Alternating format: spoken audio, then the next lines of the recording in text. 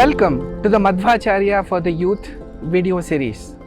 Today we are going to try and learn the meaning of a shloka that we all know, which is so popular, which is Poojyaya Raghavendraya Satyadharma ratayacha Bhajatam Kalpavrikshaya Namatam Kamadhenave. This is probably one of the most popular shlokas that we teach a child when he or she is born. And why are we doing it now? Because today is the 351st Aradhana Mahotsava of Sri Raghavendra Swamiji. How many people will be remembered 351 years after they have entered the Vrindavana or their divine Samadhi? That is a point for us to first remember. So let's look at what is the meaning of Poojyaya Raghavendraya Satyadharma ratayacha Bhajatam Kalpavrikshaya Namatam Kamadhenave. Poojyaya means someone who is worthy of veneration or who is worthy of being prayed to. So why is Sri Raghavendra Swamiji venerable, or why do we call him Poojya? He is a Guru. And what is the definition of a Guru? Asamshayaha samshayachid. Someone who is free of all doubts and someone who clears doubts for the others. That's the meaning of the word Guru. The other meaning of Guru is someone who destroys darkness. Gu means darkness, and Ru means someone who destroys that darkness. So Raghavendra Swamiji is the person who clears spiritual darkness, which is always more abstract and difficult to absorb. He is a Guru. The other quality of a Guru is someone who takes us towards God, and someone who is knowledgeable. A person who does not have knowledge cannot be a teacher, isn't it? It's very commonsensical. So what was the qualification that Sri Raghavendra Swamiji had?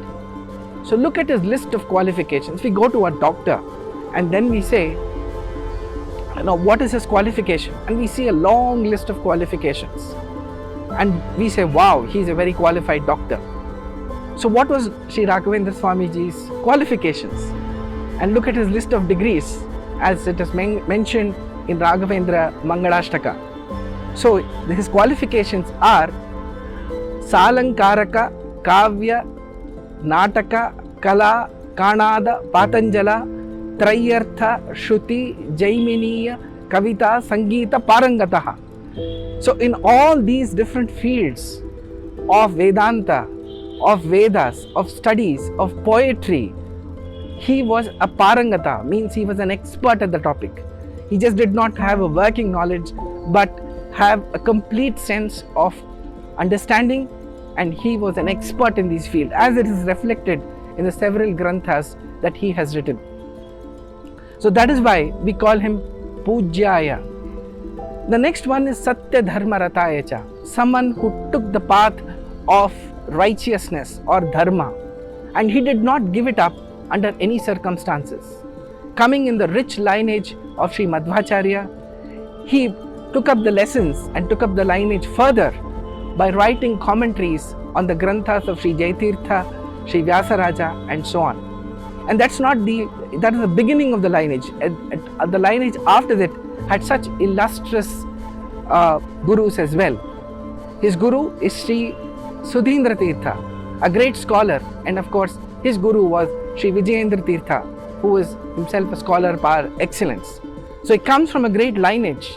That is why he is Satyadharma. That means he had the gurus to actually guide him and make him someone who is absolutely committed to the path of righteousness or Satyadharma.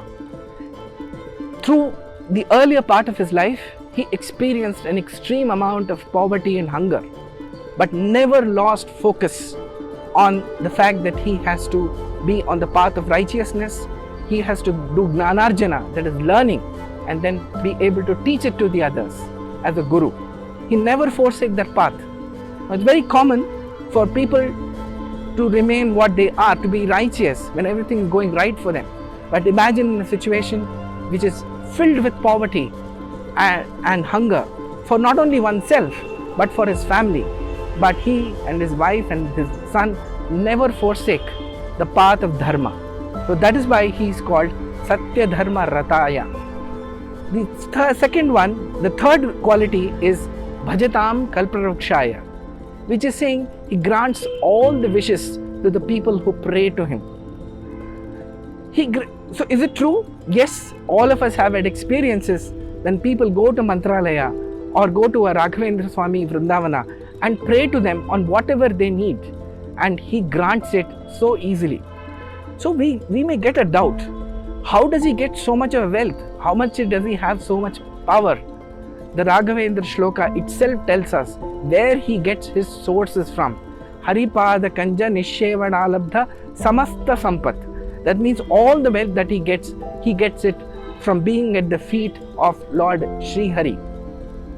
Now, a city may have a power supply coming in from a hydel power project or a thermal plant, and then we are worried what happens if there is a drought, or what if the coal shortage is in short supply.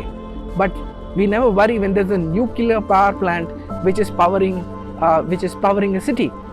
So similarly, Sri Raghavendra Swamiji's treasury will never get empty, because he gets that wealth and power from none other than Sri Hari himself. And the last one is Namatam Kamadhenave.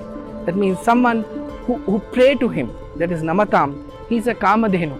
The kamadhinu is a divine cow which bestows on people whatever they ask for.